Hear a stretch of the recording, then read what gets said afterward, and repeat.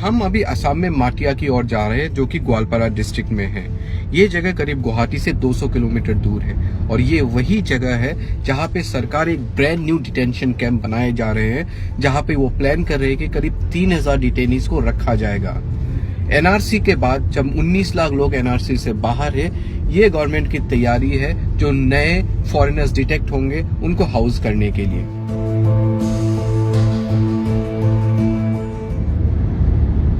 We have been looking for the detention center here in Gwalpara for the past 2 hours and finally we have found this sign. It says to detention center.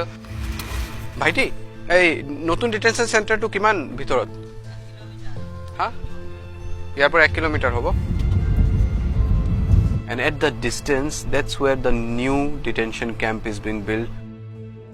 हम इस वक्त मौजूद है असम के माटिया में, जो कि ग्वालपारा डिस्ट्रिक्ट में है, और जो मेरे पीछे है वो है इंडिया का ब्रांड न्यू डिटेंशन सेंटर जो असम में बन रहा है। इसके लिए सेंटर ने ऑलमोस्ट 460 मिलियन रुपीस सैंक्शन करी है और ये डिटेंशन सेंटर इसीलिए बन रहा है क्योंकि एनआरसी के बाद ऑलमोस्ट 19 लाख लोग एनआरसी से बाहर है और इनमें से कई लाख लोग हैं जो कि इवेंचुअली फॉरेनर्स डिक्लेयर हो गए। तो इनको जगह देने के लिए एक 3000 लोगों की कैपेसिटी की एक डिटेंशन कैंप यहाँ पे बन रही है।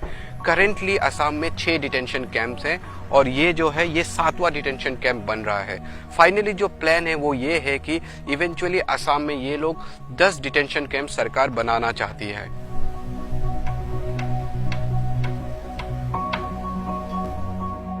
हमें अभी अभी ये पता चला है कि ये जो डिटेंशन सेंटर माटिया में है, यहाँ पे 15 बिल्डिंग्स होंगी इस कॉम्प्लेक्स के अंदर और ईच बिल्डिंग में होंगे 4 स्टोरीज और ईच बिल्डिंग की कैपेसिटी होगी जिसमें कि वो करीब 200 डिटेनीज को रख सकते हैं। सो इसका मतलब ये है कि इस डिटेंशन सेंटर में करीब 3000 लोग रह सकते हैं।